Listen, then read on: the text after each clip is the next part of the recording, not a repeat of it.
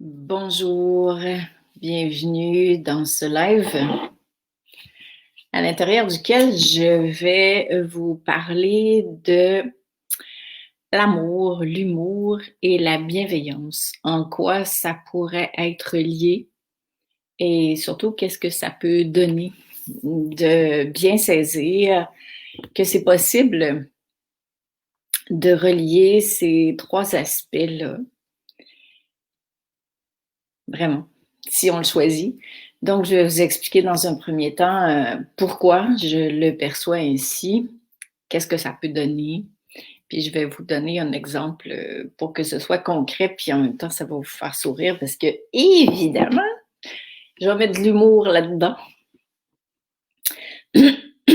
Donc, salut Louise! Alors, comme d'habitude, posez-moi vos questions au fur et à mesure, si vous le souhaitez, pour que ce soit clair pour vous. Je le répète encore une fois, ne prenez pas tout ce que je dis au pied de la lettre. Ce sont des suggestions, des propositions. Vous êtes maître à bord de votre maison intérieure. Vous prenez ce qui vous convient. Si ça ne vous convient pas, vous l'adaptez. Alors, c'est vraiment vous le patron. N'oubliez jamais ça. Il n'y a personne qui sait quoi faire à votre place. Tout ce qui vous est proposé, c'est des suggestions. Évidemment, c'est des propositions et c'est toujours à vous de l'adapter puis de voir si ça ne vous convient pas dans l'instant. Ça vous conviendra peut-être plus tard ou peut-être pas du tout. Donc, vraiment, restez le patron de votre vie intérieure. Salut, Lucie, Marie-Alice, Christiane, Mariette, Ginette. Yeah, Ginette, tu es arrivée, c'est cool ça. Corinne, Jean-Claude. Et tous ceux qui sont là, qui sont comme cachés derrière. Annick, salut! Oui, exactement, tu as raison, Annick. C'est une très belle famille de cœur et je suis honorée de vivre ces moments privilégiés avec vous. Allô, Joël! Oui, moi aussi, très heureuse de te retrouver ici avec nous. Si jamais tu as ou vous en avez envie, si jamais vous n'êtes pas au courant, vous pouvez retrouver tous les lives sur ma chaîne YouTube qui se nomme Les Naslin, tout simplement. Je pense qu'il y en a près de 200. Donc, vous écoutez, les titres sont toujours là. Vous écoutez ce qui vous parle, ce dont vous avez besoin à différents moments de votre existence. Marie-Joëlle, salut! Je viens de t'écrire un petit mot, justement. Chantal, Karine, Lucie Lompré, Marianne et Corinne. Salut! Donc, on commence. Alors, je suis tellement contente de vous parler de ça. Vous le savez, j'adore l'humour. Donc, je vais commencer par la fin en vous partageant pourquoi, à mes yeux, c'est si important tout ça, c'est-à-dire de joindre l'humour, l'amour, la bienveillance. C'est parce que, d'abord et avant tout, ça maintient en vous une vibration élevée. Donc, vous l'avez compris, avec ce qu'on vit à l'heure actuelle, vous ne pouvez pas compter sur l'extérieur pour vous faire sentir bien, pour vous faire sentir mieux, pour vous rassurer par rapport au futur, parce que déjà, vous êtes dans le futur, puis le bonheur, l'état d'être auquel vous aspirez, il est dans le présent uniquement. Alors, c'est vraiment des propositions très intéressantes pour nous ramener ici, maintenant, dans l'instant présent. Et en conjuguant ces trois composantes-là, si je peux les nommer ainsi, sans les réduire, vous augmentez votre vibration. Quand vous augmentez votre vibration, vous vous sentez mieux. Personne ne peut le faire à votre place, je viens de le dire, mais c'est pas toujours évident à intégrer ça dans la vie. Surtout quand on a été programmé à vivre à partir de l'extérieur depuis qu'on est bébé. Et en augmentant votre vibration, évidemment, vous vous sentez mieux, les personnes qui vous entourent sont touchées par cette vibration qui est élevée, puis vous soutenez, l'amour, le grand plan divin, ce nouveau monde qui appelle à émerger à travers tout ce qui est en train de se défaire à l'heure actuelle. Donc j'aurais envie de vous dire, attendez pas que ça aille mieux pour vous sentir bien. C'est un gros, gros, gros piège. Choisissez de vous sentir bien, puis d'agir pour que ça aille bien en vous, pour que ça aille mieux, sans trop d'attente, mais simplement parce que vous aurez retrouvé une vibration élevée, puis que vous aurez fait votre part. Alors, pourquoi l'humour? Parce que souvent, on se prend au sérieux. Hein, notre ego, il fait en sorte que nous-mêmes, on se prend au sérieux, trop, si ce n'est que nos pensées, quoi. Parce qu'on a eu une pensée qu'on trouvait pas belle, ben là, tout à coup, notre ego nous dit que c'est épouvantable de penser comme ça, ou parce qu'il y en a d'autres qui pensent comme ça, etc., etc. Donc, on prend vraiment les choses au sérieux, et ça, je peux vous le confirmer, justement parce que j'ai eu le privilège d'accompagner des milliers de personnes en fin de vie. Puis je peux vous garantir que quand vous allez arriver au terme de votre existence, puis vous la connaissez pas, votre date d'expiration, n'est-ce pas? Ben, il y a des choses que vous n'allez pas garder dans votre cœur, que vous n'allez pas apporter dans votre sac à dos céleste, où vous allez vous dire peut-être, mais pourquoi ai-je mis autant d'attention sur certaines histoires? Mon Dieu, que j'ai pris telle et telle affaire au sérieux. Parce que l'essentiel, ça se trouve dans le cœur. L'essentiel, c'est une vibration que vous choisissez de nourrir chaque jour. C'est ça l'essentiel, c'est l'amour en fait. Et c'est la seule chose que vous apportez avec vous, c'est ce que vous avez fait de ce que vous avez vécu. Donc, quand vous allez mourir, vous n'allez pas vous dire « Oh mon Dieu, c'est assez épouvantable, j'ai traversé une période où est-ce que j'étais obligée de mettre un masque pour aller dehors » et puis que c'est pas ça. Quand vous allez mourir et renaître, bien sûr, vous allez vous dire « Qu'est-ce que cette situation-là m'a permis ou permise, je sais plus, de devenir? En quoi ça m'a permis de m'élever? Qu'est-ce que j'en ai fait pour grandir en amour, pour grandir de l'intérieur, pour trouver une liberté en moi que j'aurais aimé que les autres me procurent?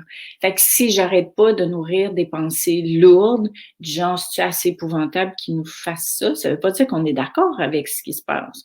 Ça veut dire que je deviens observateur de ce qui se passe à l'extérieur, puis Dieu sait que là, c'est le gros test, hein? Et là, à partir de cette observation que je fais, je fais attention pour ne pas m'en aller dans le c'est bien, c'est pas bien, c'est mal, c'est ci, c'est ça. Et je me dis, qu'est-ce que je peux faire de ce qui se passe maintenant, moi, pour augmenter ma vibration? Donc, c'est un choix, mais c'est quasiment plus un choix, parce que si on le fait pas, on souffre, on n'est pas bien. C'est une vibration, n'oubliez pas qu'on attire ce qu'on vibre. Donc, vous allez attirer plus de personnes qui sont frustrées, qui sont, bon, gna gna gna, puis votre vie va être hyper lourde, hyper désagréable. Donc, voilà. Alors, l'introduction de l'humour dans tout ça, c'est super important. L'humour, ce que ça fait, je parle pas de la dérision, je parle d'une forme d'humour divine qui, au fond, ce que ça fait, c'est que ça vient, comment pourrais-je dire, déconstruire l'ego. L'ego, quand on installe l'humour à l'intérieur de soi, peut pas continuer de grossir. C'est impossible. Ça fait que l'ego, il fond tout d'un coup. C'est comme si l'ego, il se disait, mais merde, elle me prend pas au sérieux. Parce que on peut rien changer avec le même esprit qui l'a créé. Donc, si vous êtes en train d'essayer de changer des choses avec votre tête, avec vos pensées, à chaque fois, vous vous dites, il faudrait plus que ce soit comme ça, il faudrait que ça soit comme ça, etc., etc. Mais là, c'est l'ego qui essaye de défaire l'ego, le vôtre ou ceux des autres. Quand on est en train de dire aux autres ce qu'ils devraient penser, ce qu'ils ne devraient pas penser, quand on est en train d'en vouloir aux autres parce qu'ils pensent comme ça ou ils pensent pas comme vous, mais là, c'est comme l'ego qui essaye de gérer l'ego des autres. Puis ça marche pas. Ça marche pas parce qu'on crée de la résistance, de un, dans notre vibration, puis de deux, chez les autres. Puis qui d'entre nous, peu importe vos croyances, a envie de se faire dire quoi penser? Personne. Alors, c'est vraiment à nous de revenir à l'intérieur de nous. Donc là, je vais y aller de manière plus concrète pour faire un lien entre justement l'amour, l'humour et la bienveillance. Commençons par ce que vous n'aimez pas de vous. Hein? On va commencer par ça. C'est un exemple, mais c'est pour faire que vous saisissiez bien cette harmonie entre les trois aspects. Donc, regardez maintenant ou plus tard, si vous le voulez, ce que vous n'aimez pas de vous. Est-ce que c'est votre caractère? Est-ce que c'est vos habitudes qui vous tirent vers le bas? Est-ce que c'est certaines pensées? C'est du genre, mon Dieu, je ne peux pas croire que j'ai ce genre de pensée-là. Est-ce que c'est votre manque de confiance? Est-ce que c'est votre force de caractère parce qu'on vous l'a déjà reproché? Est-ce que c'est... Bon, tout ça. Alors, essayez d'être conscient des parts de vous que vous n'aimez pas, ce que vous n'aimez pas de vous, ou ce que les autres vous ont dit que vous ne devriez pas aimer de vous, ce que vous pensez ne pas être assez, ne pas être suffisant, ne pas être visible, etc., etc. Donc, l'idée, c'est pas de faire une thérapie, là. C'est juste de faire valoir cet exemple-là. Après ça, la bienveillance, c'est d'être capable d'observer ce qu'on n'aime pas de soi et d'accueillir ce qu'on n'aime pas de soi. Comme si on était la maman ou le papa intérieur qui accueille avec bienveillance ce qu'on n'aime pas. On commence par soi, évidemment, parce que plus on accueille ce qu'on n'aime pas de soi, plus on est capable de l'accueillir chez les autres. Donc, c'est pour ça que je pars de vous. Après ça, l'amour. L'amour, c'est une énergie. Une énergie qui ouvre, qui détend, qui transforme. Cet amour-là passe à travers nous quand de l'intérieur, d'ailleurs, j'ai mis un post de Thierry Jensen récemment sur ma page pro qui explique ça. Donc vraiment, l'amour, c'est plus qu'un lien entre deux personnes. L'amour, c'est une vibration, c'est une énergie. Et c'est ça que ça fait. Ça ouvre, ça détend, ça transforme, ça guérit. Mais nous, notre job, c'est de faire de la place pour que l'amour puisse circuler. Et là, ben, on va mettre un peu d'humour là-dedans pour que vous puissiez bien saisir ce que je veux dire. Alors, imaginez-vous que ce que vous n'aimez pas de vous, c'est les fissures que vous retrouvez sur un pruneau séché qui a été laissé sur le comptoir pendant 3 semaines. Bon, déjà, j'espère que vous souriez. Ça change tout, je vous le jure. Dès que vous souriez de l'intérieur avec votre cœur, vos cellules s'ouvrent. Quand vos cellules s'ouvrent, je ne vous dis pas de rire de vous, quand vos cellules s'ouvrent, l'amour peut enfin circuler. Donc, c'est pour ça que je prends l'exemple d'un pruneau. Je l'ai déjà pris d'ailleurs dans le cadre d'une conférence en Vendée, qu'on avait bien ri avec ça. Donc, imaginez ça, OK? Ce que vous n'aimez pas, c'est toutes les petites fissures. Là. Tu sais, c'est sec en maudit, un pruneau qui est resté sur le comptoir pendant 3 semaines.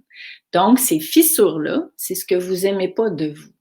C'est ce que vous pensez être, ce que vous n'aimez pas être, ou ce que vous pensez ne pas être, etc. Alors, si vous choisissez déjà de prendre ce pruneau-là et de l'observer avec bienveillance. C'est pas un pruneau qu'on fout à la poubelle parce qu'il est plus bon.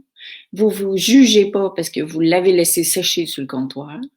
Vous le prenez tout simplement dans vos mains en étant témoin des fissures, mais en étant conscient que ça peut être autrement. Et là, vous le déposez dans l'eau.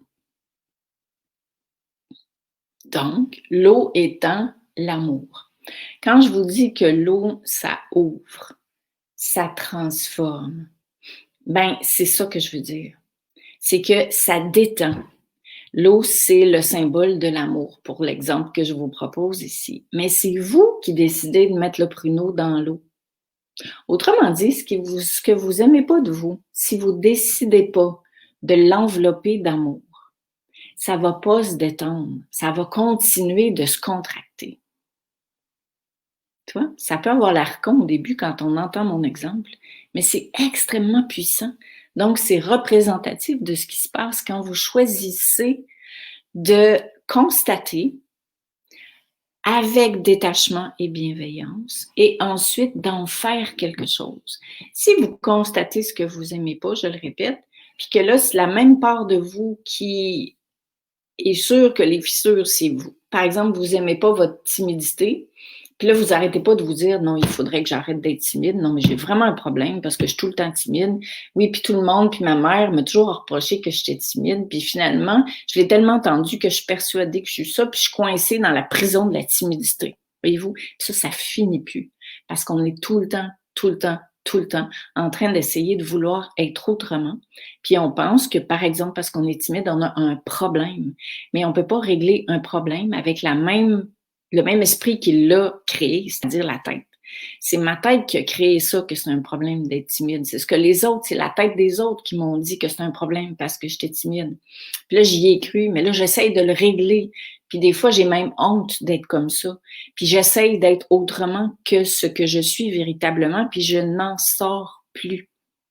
Alors, si je le regarde avec bienveillance, déjà, je me détache de ce que je pense ne pas être ou de ce que je voudrais être autrement. Donc, je suis témoin. Plus j'apprends à être témoin, plus je me détache de ce qui m'alourdit, quoi. Parce que, honnêtement, quand vous allez mourir, là, vous n'avez rien à foutre d'avoir été timide ou pas timide. Comprenez-vous le truc? Alors, c'est ça qui fait que souvent, on se prend au sérieux. Et là, en vous détachant, vous êtes en mesure, parce que vous n'êtes plus ça, vous n'êtes plus identifié à ça. Oui, vous le regardez, mais vous n'êtes plus identifié à ça. Donc, déjà, votre vibration change. Et là, vous prenez, évidemment, c'est une métaphore, vous prenez votre pruneau séché, là, puis quand même qu'il y aurait 14 fissures ou qu'il y en aurait 3, on s'en fout parce que l'amour transforme tout. La vibration d'amour va pas dire: «Oh mon Dieu, mais tu as 23 fissures, donc il y a 23 affaires que tu aimes pas de toi». Ben non. Mais non, ça marche pas de même. L'amour transforme tout et tout en même temps. C'est la tête qui veut organiser les trucs. Et l'amour est inconditionnel, intelligent, puissant. Donc, en prenant votre pruneau, et là, vous le déposez dans l'eau, donc dans l'amour. Vous permettez aux parts de vous que vous n'aimez pas de baigner dans l'amour. Comprenez-vous ça? Puis pour faire ça, il faut descendre à l'étage du cœur, puis vous ouvrir à l'amour. Alors là, en déposant votre pruneau séché, peu importe comment sec qu'il est, dans l'amour, il va s'ouvrir, il va se détendre, il va se dilater. Et c'est l'amour qui va transformer ce que vous aimez pas de vous ou ce que vous pensez être ou ne pas être. Ça se transformera pas avec une intention rationnelle. Comprenez-vous ça? Vous pouvez pas transformer avec le même esprit les choses que vous aimez pas qui l'ont créé. Non, c'est pas bien clair ce que je viens de dire ça. Mais c'est la tête qui vous a laissé croire que vous étiez pas ceci, cela, que vous avez un problème. Donc, essayez pas de transformer ça avec la tête. Ça marche pas. La tête, elle peut pas transformer ce que la tête a créé. Donc, procédez autrement. Descendez dans votre cœur. Observez avec bienveillance. Laissez-vous imbiber de cet amour-là. Et là, utilisez les images qui vous conviennent. Si vous voulez vous envelopper dans une couverture d'amour, si vous voulez mettre ça dans un ballon d'amour, c'est votre cœur qui va vous donner les images qui vous correspondent, mais ça ne veut pas dire que chaque jour, vous aurez une image différente. Et là, quand votre pruneau va redevenir gorgé d'amour, c'est votre véritable nature qui émerge. Donc, comprenez-vous que tout ce temps-là que vous pensiez que vous étiez pas ceci, pas cela, ou trop ceci, trop cela, dans le milieu, dans le pruneau, vous étiez déjà ça. Puis quand vous pensez que vous devez travailler fort pour devenir une belle personne, mais non, vous avez à envelopper tout ça d'amour. Mais d'abord et avant tout, c'est à vous, avec cette attitude de détachement, de bienveillance, de choisir de regarder ça avec détachement. Puis quand vous y mettez un peu d'humour, ben là, vous arrêtez de prendre tout ça au sérieux, qui fait que votre pruneau va se regorger plus rapidement, parce que quand on se prend au sérieux, ben là, évidemment, les pensées, ils suivent, puis là, ben, il y a encore plus de fissures qui arrivent. Et regardez cette image du pruneau regorgé, plein d'eau, donc plein d'amour, mais c'est vous. Mais tout ce temps-là, il suffisait de revenir à l'amour, d'ouvrir la porte à l'amour, de permettre à vos cellules de se regorger d'amour à nouveau. Et quand vos cellules sont regorgées d'amour, vous vibrez haut. Et l'amour peut pénétrer dans ces cellules-là. Pensez à l'énergie d'amour. Ben, c'est sûr que c'est plus difficile de se connecter à vous. Quand vos cellules sont ratatinées en bon québécois. Je ne sais pas si les Français, vous connaissez cette expression-là, sinon en voilà une nouvelle. Vous saisissez le truc. Donc, évidemment, c'est une sacrée métaphore, mais si vous avez envie, quand vous êtes appelé à transformer quelque chose, essayez d'y mettre un peu d'humour. Déjà, ça dilate. Déjà, ça transforme votre relation à ce qui se passe. J'ai même des personnes qui, je pense à Gilles, mon mari, avant de mourir, qui nous a fait vivre des moments tellement drôles. Mais tu sais, notre cerveau humain, il se dirait, mais non, mais comment vous pouvez rire dans un moment aussi souffrant?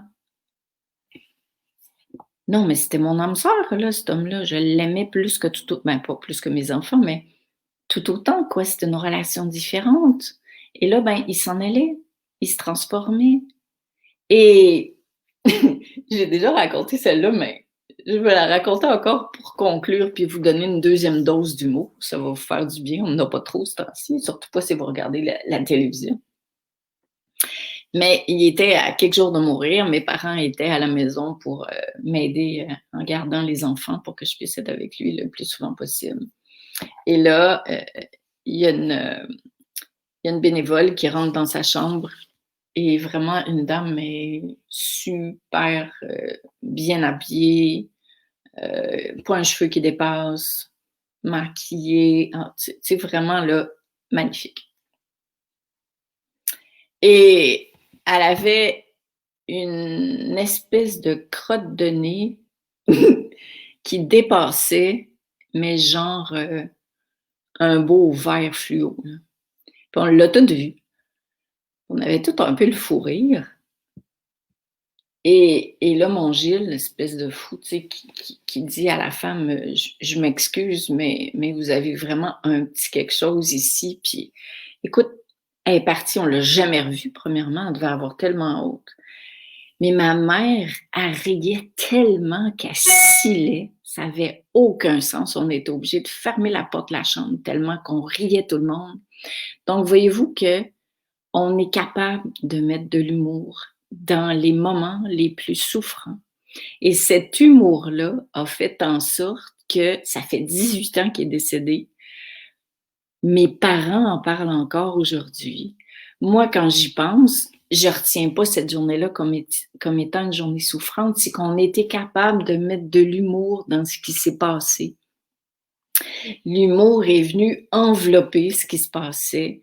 L'humour est venu nous permettre de joindre la joie là-dedans et de nous faire vivre un bon moment. Alors, avec ce qui se passe à l'heure actuelle autour de nous, c'est important d'intégrer l'humour comme étant une énergie qui va se juxtaposer avec la bienveillance, avec l'amour, pour vous permettre d'augmenter encore plus votre vibration. C'était ma suggestion du jour. Donc finalement, je vous ai donné 2 exemples humoristiques.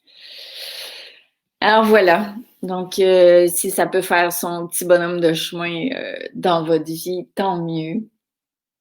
Et c'est pas parce qu'on utilise l'humour qu'on comprend pas ce qui se passe, puis qu'on voit pas clair dans ce qui se passe. Attention, attention, vraiment pas.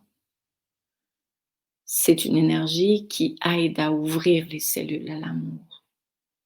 Et la joie, c'est une énergie aussi, la joie d'être, qui est vitale à l'heure actuelle.